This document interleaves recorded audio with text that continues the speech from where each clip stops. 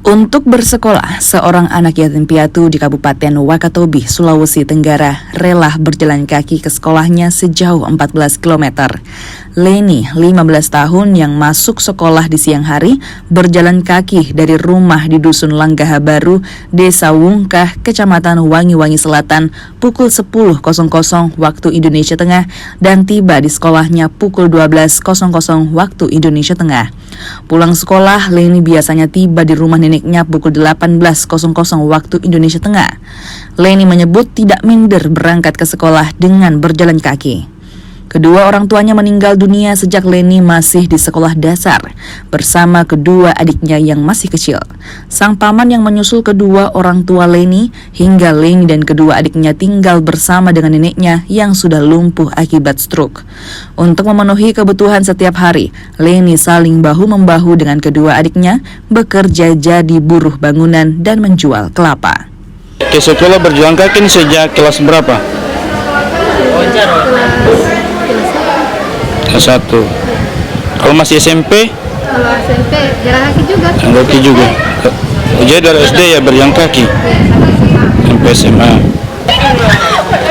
Dari rumah jam berapa datang ke sekolah? Jam 10.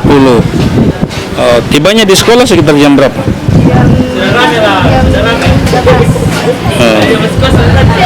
Kalau pulang sekolahnya sekitar jam berapa?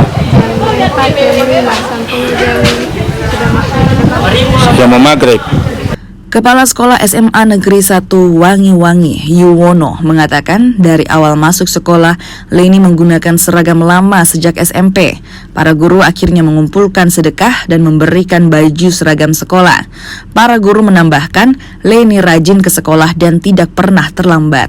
Kami sudah mengidentifikasi kondisi Leni itu dengan kami melihat pakaian yang digunakan, pakaian sekolah. Bahkan pakaian sekolah yang digunakan itu pakaian lama yang dipakai sejak SMP. Maka dari identifikasi kami itu, kami, teman-teman kami guru bermaksud untuk mengumpulkan sedekah Jumat, lalu kemudian akan kami berikan pakaian seragam. Setelah kemudian lokasi ini saya melakukan kepada saya dan saya setuju tentang pengumpulan dana untuk pembelian pakaian itu.